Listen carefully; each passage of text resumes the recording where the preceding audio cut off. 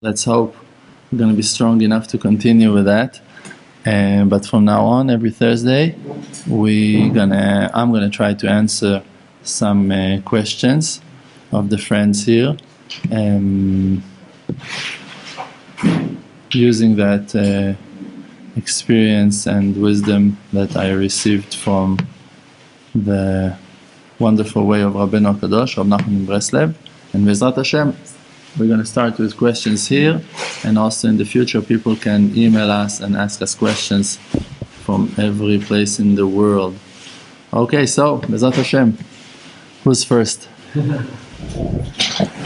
I was having a discussion with my wife about what we learned in class, and I mentioned an idea that I thought we learned here, but she doesn't believe that we learned it here. So, because she doesn't grasp it, neither do I, really. It's not, not conscious. But I told her that if a person wants to go to Shachris or Marv, Mincha, they're just not having the energy to go. The fact that you want to go counts for it. She says, I could see it counting for something, but it can't count for the davening. So my question is, can I have some clarification on that? So once I went to Rav Shalom and I asked him about that concept exactly, I think. And I asked him, if I believe that I should put tefillin, and I'm not putting tefillin, chas v'shalom, is it count something? That was my question. I believe that I should, that's it. I'm not putting. Is it count? So Rav Shalom answered to me that the reward on the faith is a lot greater, a lot bigger than the reward on the physical act of the mitzvah itself. And he brought Avraham Avinu as an evidence for that. And he said that it's written on Avraham Avinu that he believed in Hashem, v'chashva lo litzdaka, and it counts like charity. And on charity it's written, v'tzdaka tatzil mimavet, that charity that he gave, and he haven't gave, he just believed, it's going to save someone else's life or his own life. So you see from that an evidence that the reward on the faith counts as a mitzvah, as a tzedakah, as charity, is going to save life. So the obligation to believe is something that is separated from the other obligations, means that if you believe, first of all, you kept one mitzvah. If you're going to go and keep the mitzvah, you're going to have another reward. But that's a separate thing. It's a different thing. So, for sure, if a person believes in something, and especially if he wants to do that thing, so that's also written that if a person chishev la'asot mitzvah, he wanted to keep a certain mitzvah, and in the end he haven't kept that mitzvah, it counts for him like that he kept it. It's written for sure. That's written. But it also important from the side that he's going to receive reward on the faith itself. The fact that he had a will and a faith in that thing he wanted, so by doing those two, by keeping the will, he's going to be rewarded on those two things. So you got that right. Yeah. I'm going to make her watch that video. Yes, please. Somebody who tries to pull another person away from Judaism. Yes. And is caught doing so, what's the punishment? You're asking by court, or you're asking, but what should I do if I see someone like that? Rambam Forash, the halacha is saying that the punishment for a person like that is death. Who pulls the trigger? Who pulls the trigger? That's... No. You can pull the trigger.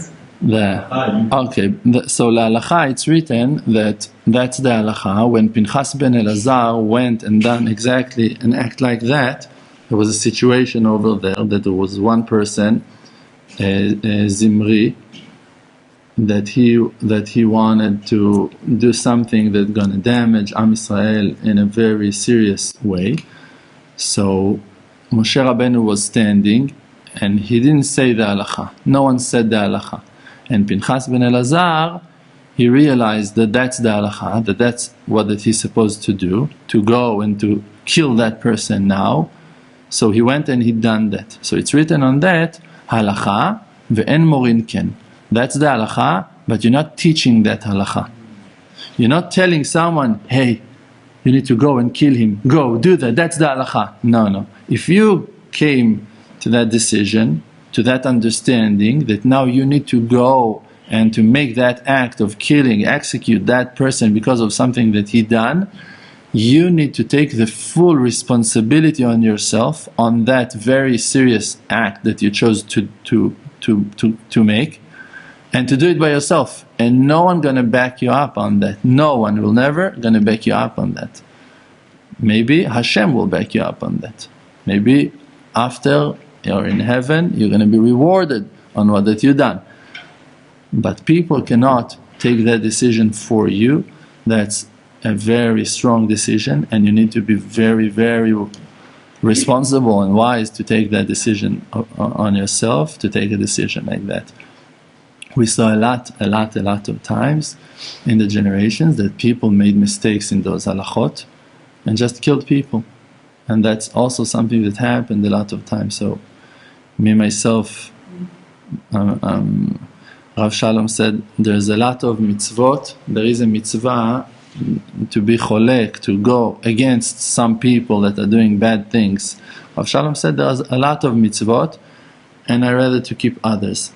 I still have plenty of mitzvot. I rather to keep other mitzvot. Maybe it's a mitzvah. I rather to keep other mitzvot. That's what I heard from Rav Shalom. And just that you will know, by the way, when I was learning in the Yeshiva Chut Shel Chesed, a lot of times we had problems with people that were learning over there in Yeshiva Chut Shel Chesed, a lot of times. And I'm talking about Jews, and I'm talking about foreign people, not from Am Yisrael, that came to the yeshiva, and they were causing troubles. They were causing a lot of troubles. And Rav Shalom was telling us that he wants each and every one of us to do that we feel that is right for the yeshiva as a community. If you see that there's something wrong, so do something about it. Why won't you take a step, make a move, do something? If you feel like you should do something, you can do. Rav Shalom said, that's my will, that you're gonna do what that you think that is right. But me, he said about himself, I cannot do nothing. I'm not allowed to do nothing, and I'm not gonna do nothing, because my job is only to bring people closer to the Kedusha and not to reject no one. So Rav Shalom was standing us in a very weird position, because from one side he's telling us, I want you to do, but from the other side he's telling us, but me, I cannot do nothing. So I was thinking to myself, who you want to be like? The students of Rav Shalom or Rav Shalom? I want to be like Rav Shalom. So I decided to be like Rav Shalom. And I was just mekarev and bringing closer everyone, no matter what. And if someone wants to do something, he can do whatever he wants to do. But me, as a person that wants to be like his rabbi, that wants to be like a righteous man, so I'm thinking in a way like that you should go and pray on the things that you want to achieve, and that you should do things that gonna bring you to the place that Hashem gonna like you and gonna choose you to bring the light of Hashem Yitbarach down to the world through you. That's my will, that's my desire. Yes, please, you have another question? Yes. Oh yes, please ask. So in a situation where some people have been dating they messed up with keeping things shomer and got physical to, not all the way, but still got physical. Yeah. And then they're like, okay, we need to stop this. It's confusing the situation. Yeah. So one of them, the female, is having a harder time keeping things that way. Like, what's the best way to deal with the situation? It's like, okay. The guy is like, I know I want to marry you at this point, but we got to, keep things separate so we don't get confused. And the woman is still thinking she wants to hold hands, she wants to be close to him, Can but understand she's it. not sure if she wants to get married. First of all, thank God, those situations are happening before of marriage and after marriage also. There are a lot of women that it's very hard for them to keep nidah, all of the halachot of nidah. There are a lot of separations that you need to keep, sleeping in different beds and not handing things, tools, vessels from one hand to the other. And there are a lot of halachot. The woman not allowed to sing in front of her husband. A lot of halachot that makes life complex and difficult for women. So again, from what I heard from my rabbi, the only solution that you have in that embarrassing situation is to pray and not to hurt the person. So now, if now a person is going to ask, so what, should I break halachot now? The wife can ask certain things that it's 100% not allowed. So, like we said before, halacha ve'en morin ken, you cannot tell the person to sin, but every person can find himself in a non-convenient situation in a lot of halachot, not only in those halachot. You can find yourself wake up too late at night, at noon, and you can find yourself not able to keep Shabbos and making some phone calls during Shabbos. I don't know what. You can eating food that is not kosher and that you haven't checked on. That you can find yourself in a lot of ways embarrassed in front of Hashem Yitbarach that you're not able to keep the halachot. So the only solution for that is to pray, because to insult your friend and to hurt his feeling, it's also something that you're not allowed to. And derech eretz kadma la Torah, and the perfect manners and behavior is a lot more important than all of the rules of the Torah. To hurt a person's feeling, that's not allowed no matter what. And it's written in the Torah Kedosha, נוח לו לאדם שישליך עצמו אל תוך כבשן האש ולא ילבין פני חברו ברבים. It's more comfortable, supposed to be more comfortable for the man, for the person, for a live human being, to throw himself into the fire than to insult a person in public.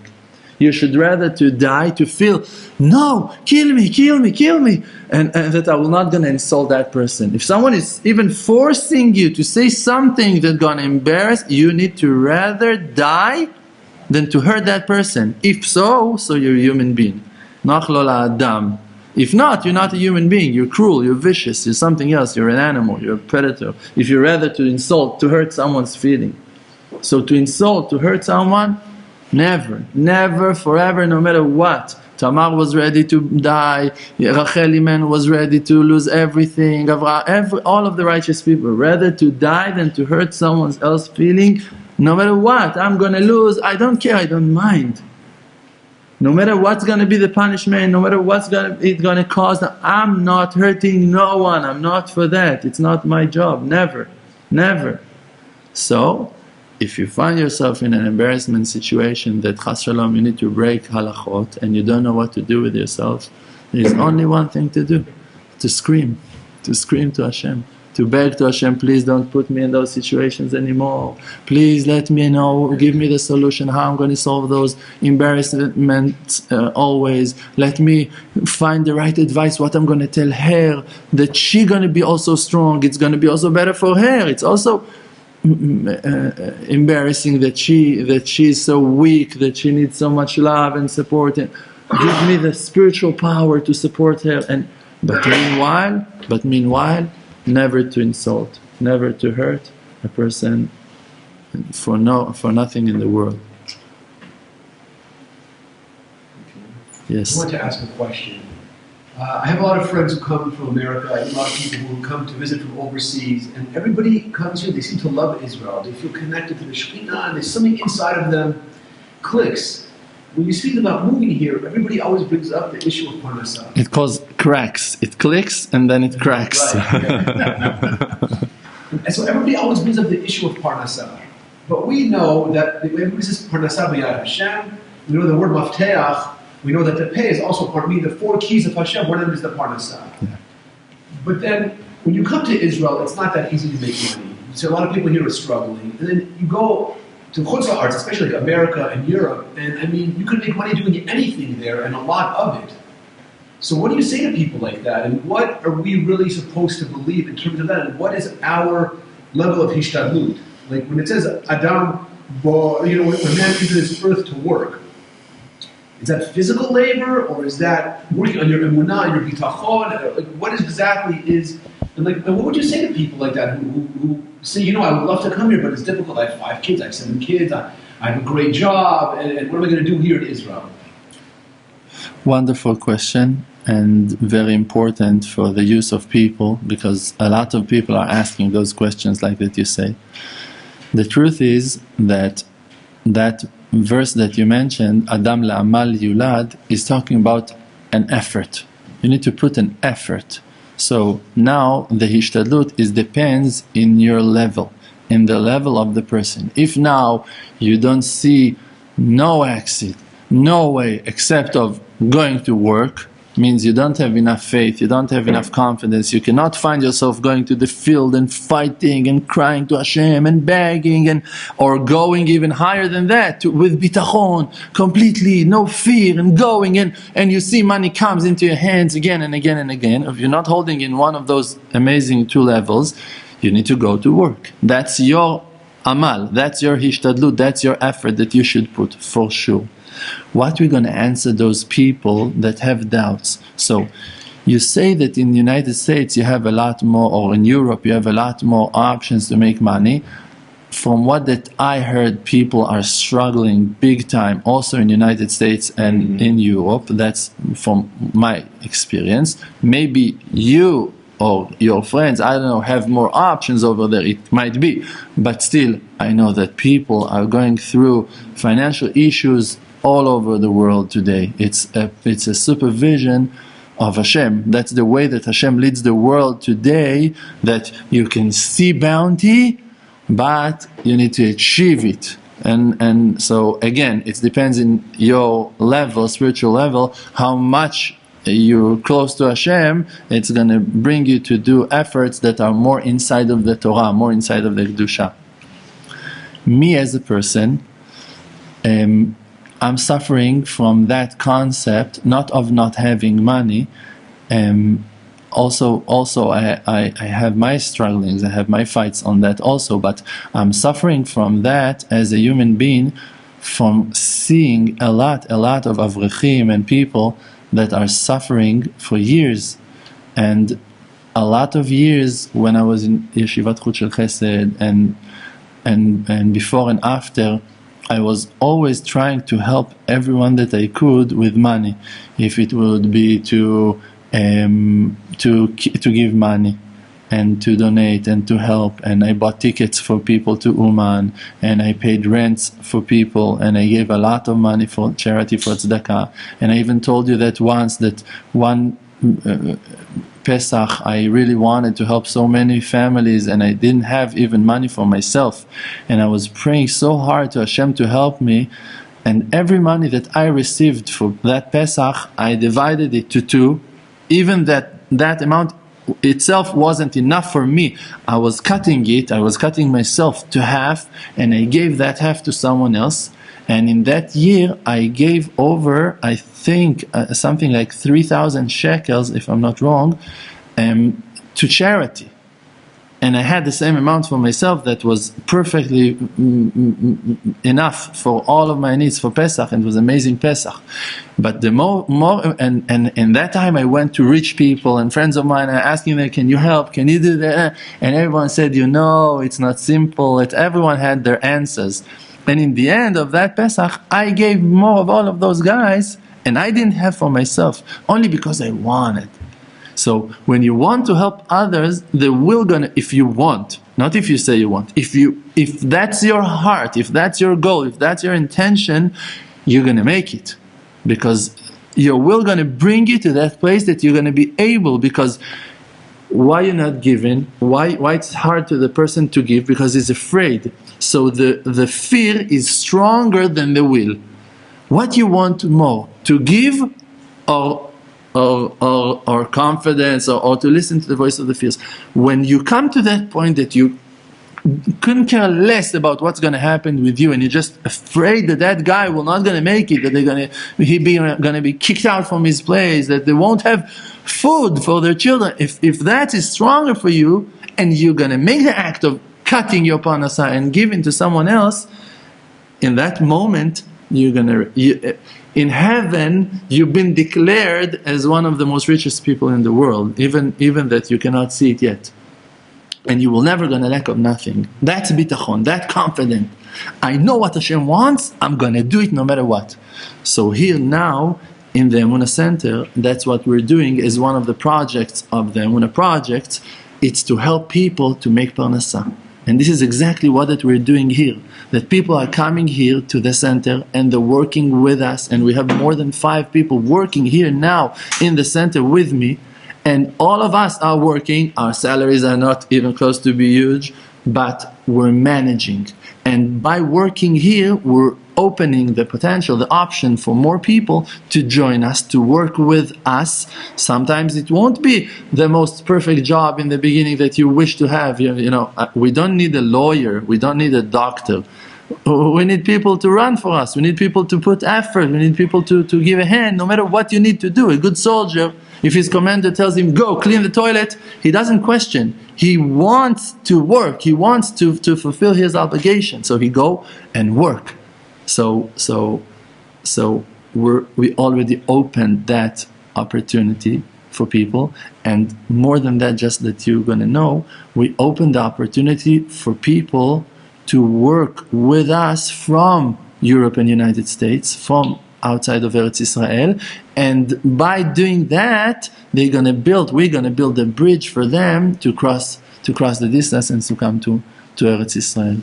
So just to explain it, the answer is that if you want to help, you're going to find a way to help. If really you want to find the way to help your friends, it doesn't mean now you need to kill yourself to do that. You need to want to do that. If you're not able, you're going to say to Hashem, Hashem, I'm not able, I don't have from where to give. Give me the advice how to help. If you're going to want, you're going to find the advice. Sometimes people need the strength and not the money. They need I'll be there with you. We're going to work together. We're going to do things. Don't worry. You're not lying. You're really ready to give him from your time, from your wisdom, from your experience. When you're going to do that, he will come, because you're going to feel, all right, some solid ground. I can step on it. I can make that step.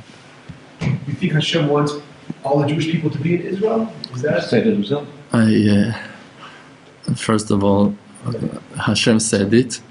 Second is that there is no doubt that it's still a process, and that process is going to take time.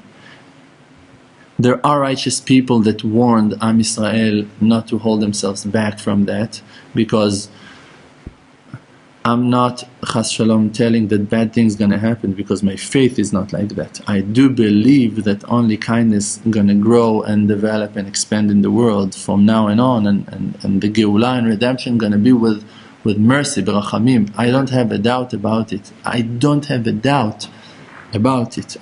I'm telling you from the bottom of my heart, I know that the other way is not redemption, it's not Geulah. Who wants to be redeemed like that? It's not Geulah. The salvation needs to be inspiring. The spirit's supposed to grow and to be happy. And if thousands of Jews just died, who's going to smile in that situation? It's not salvation. Rabbi passed away 3-4 years ago. He said 3 things. The last one. No, Rav Lebovich. So Rav Lebovich said, and I was thinking about him when I said righteous people warned Am Yisrael. Rav Lebovich said that if the Jews that lives outside of Eretz Israel will not going to be rush fast to come to Eretz Israel, they're going to be lucky if they will come naked with nothing in their hands to Eretz Israel. That's Rabbi Yehuda Zev Lebovich. Pre-World War II. But because it's not our job to make people scared, and also I don't believe that something like that will happen. This is why I understand, and I can see it also, that for the people that will want to cross the distance and to come to Eretz Israel, they're going to find a way.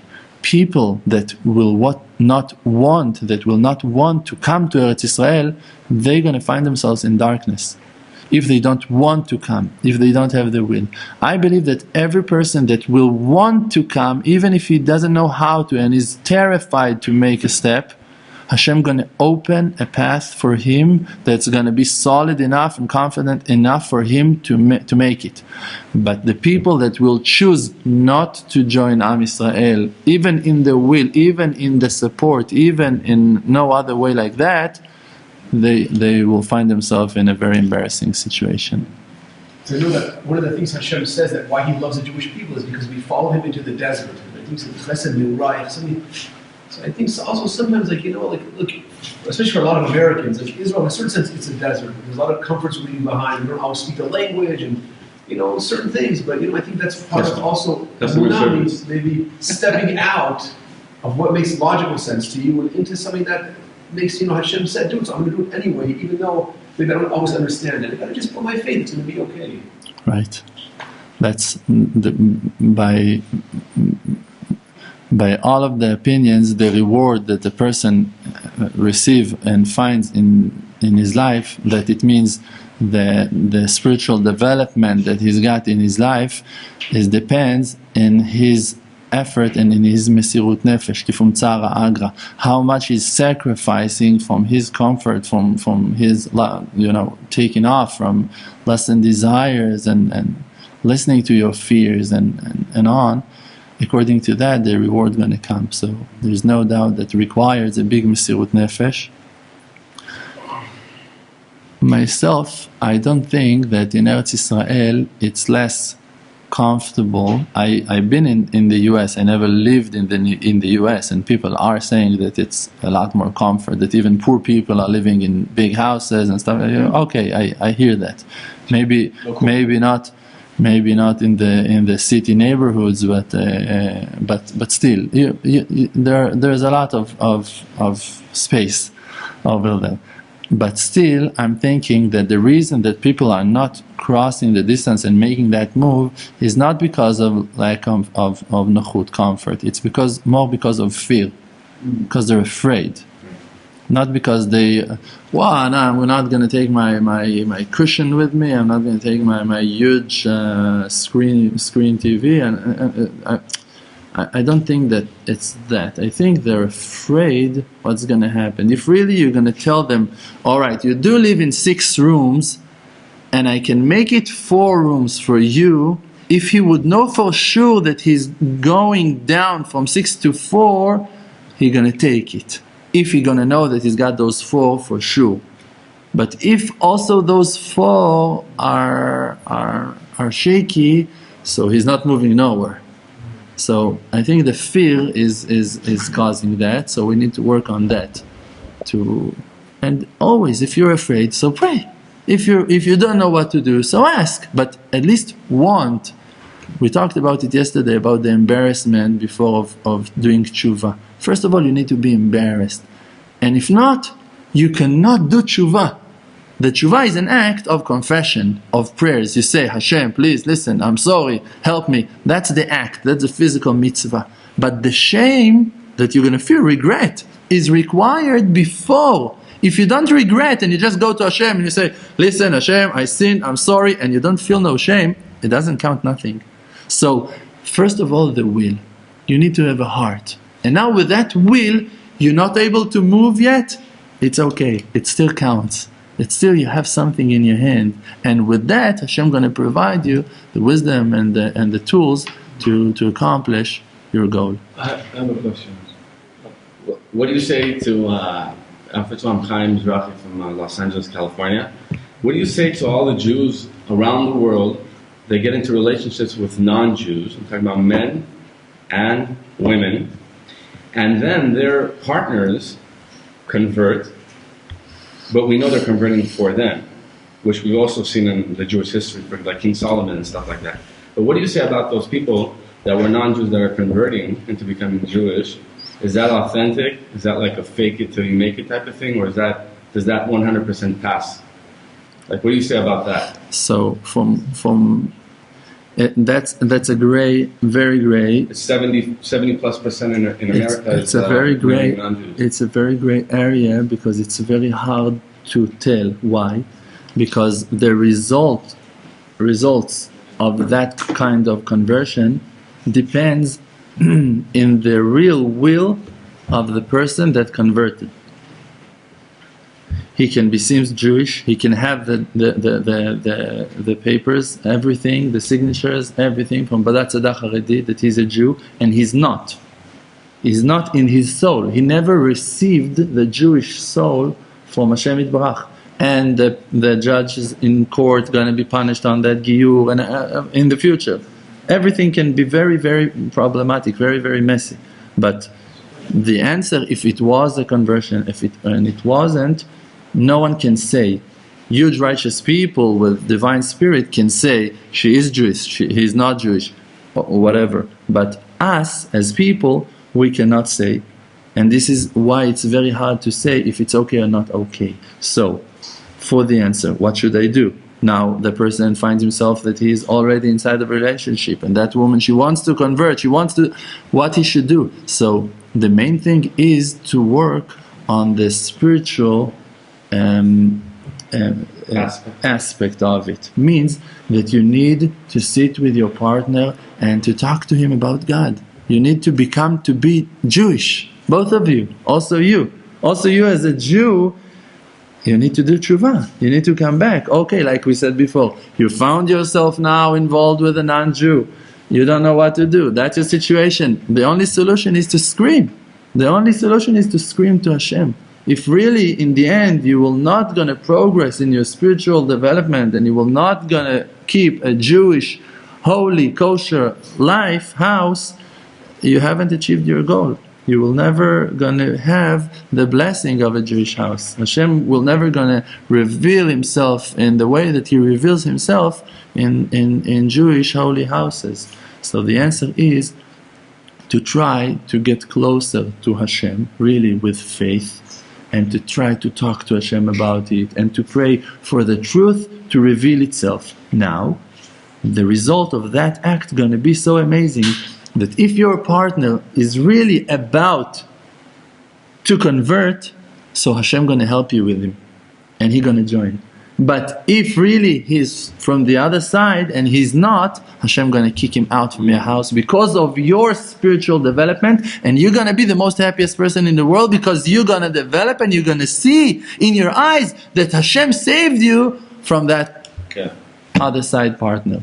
And then you're going to be redeemed no matter what. So if you're going to work on yourself spiritually to get closer to Hashem Yitbarach, no matter what, it's going to help you no matter what. Because we are seeking for the truth and not for the success of that relationship. It's not what that we ask. We want to be happy. And He's going to be happier without her.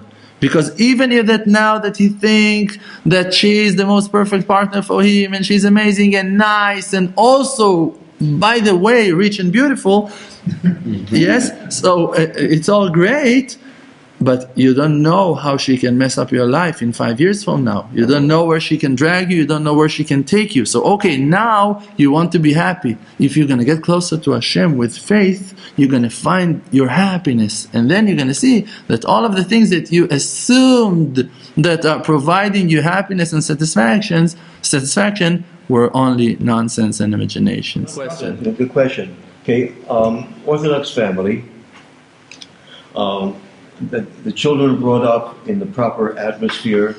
The boys went to Torah and then yeshiva, and the yeshiva broke one of the children.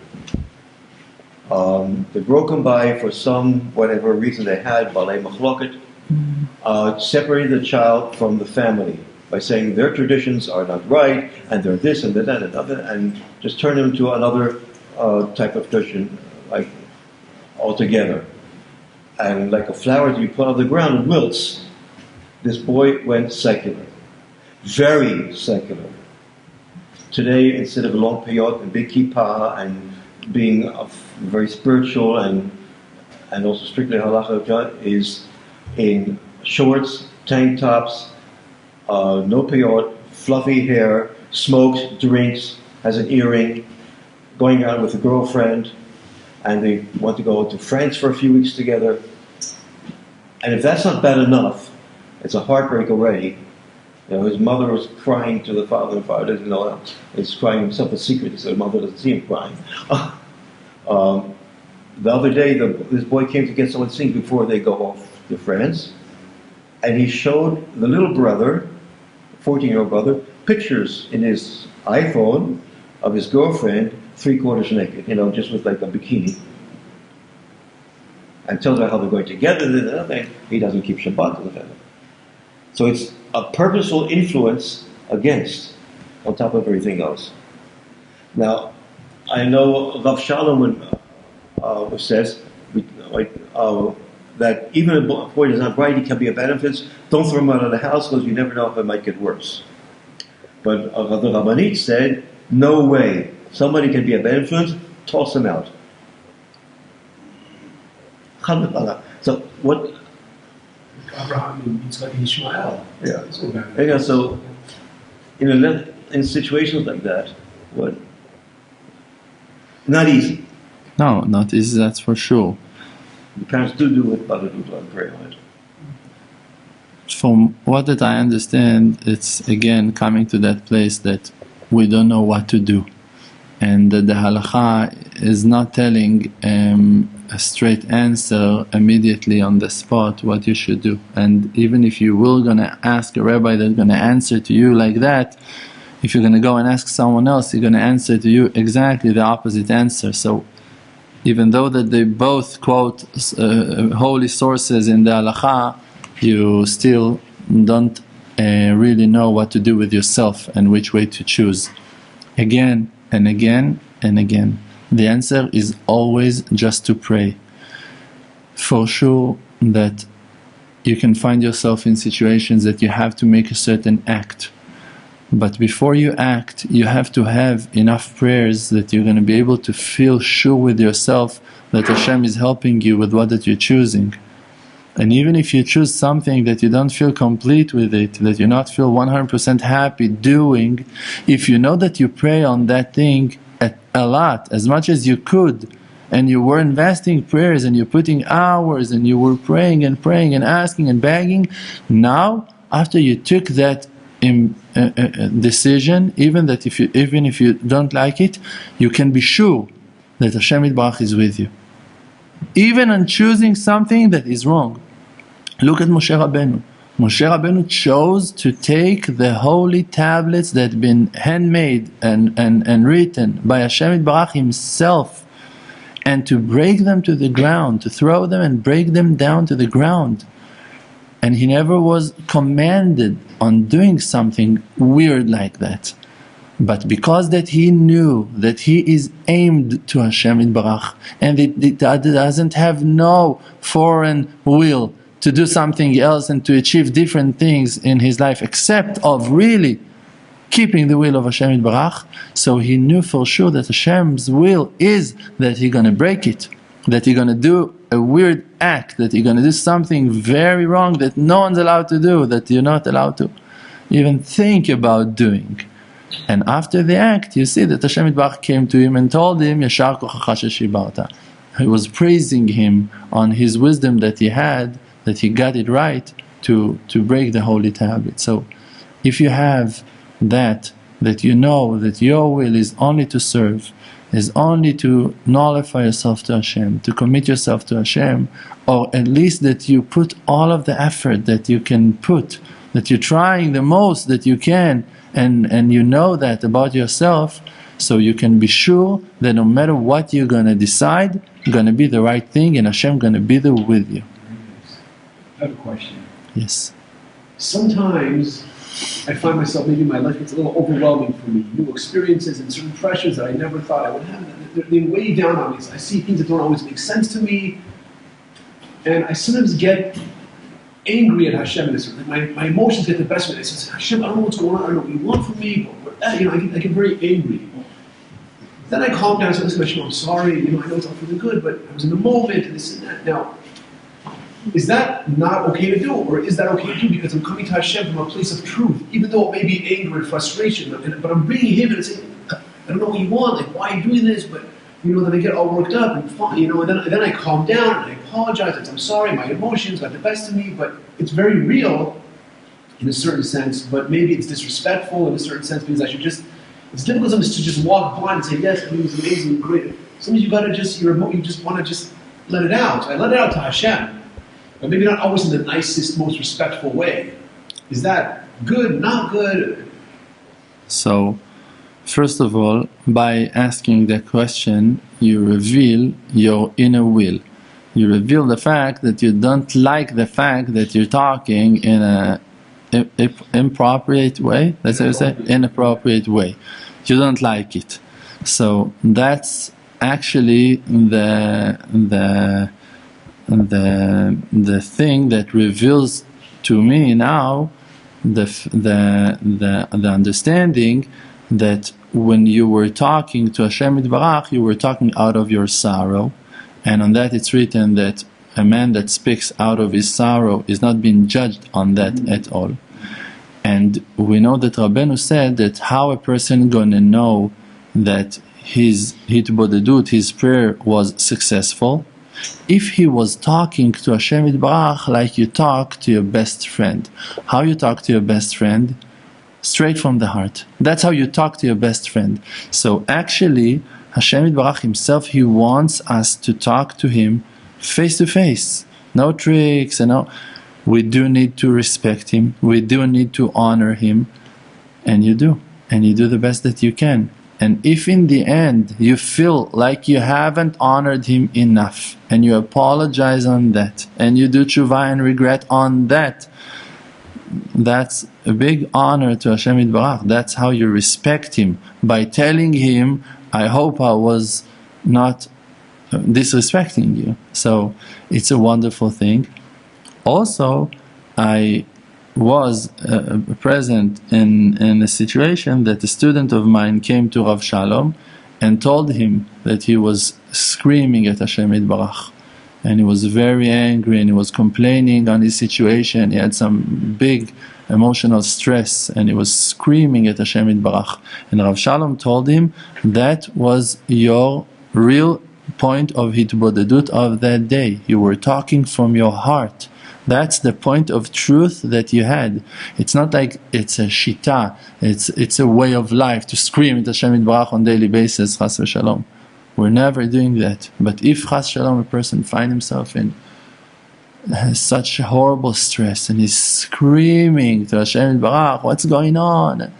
We're saying, Ayeh, mekom kvodo la'aritzo. Where is his place to admire him? When you ask that question, Ayeh, where are you? That's not such an honorable question. Where are you? Where are you? Where have you been in the Holocaust? Where are you in my house? Where are you in my parnasa? What's going on? That's not such a... It is a point of truth. And that point of truth brings you to sacrifice sacrifices and it's good to... It's true that Moshe Rabbeinu is teaching us to beg to Hashem Yitbarach always, but Moshe Rabbeinu, when he's begging on himself, but on Am Yisrael he's pretty demanding. He's fighting with Hashem Yitbarach on Am Yisrael. So when you're asking on yourself, you need to be as humble as you can, but when you're going to fight for Am Yisrael and for the world, and also for the name of HaKadosh Baruch Hu Himself, on the name of Hashem Himself, you're allowed to fight with Him on that. You're allowed to argue with Him, and until He's gonna say, Nitzchuni banai, they won. Salachti ki dvarecha, you beat me, you conquered me, you won. That's the will of Hashem. So for Hashem's sake, for Hashem's happiness, for Hashem's success, we need to to push him sometimes to do things against the way that he is supervising on us. Moshe, not today. With what Abraham said earlier about his heart, parnasa's heart here, and he's in the States, I have a few examples where it was the other way around. Yeah. Baruch Hashem. Wonderful. So, Bezrat Hashem, for next Thursday, if people want also to email us their questions, we would love to answer them, to respond. Thank you very much for being with us. Yashar Koach. Thank you very much.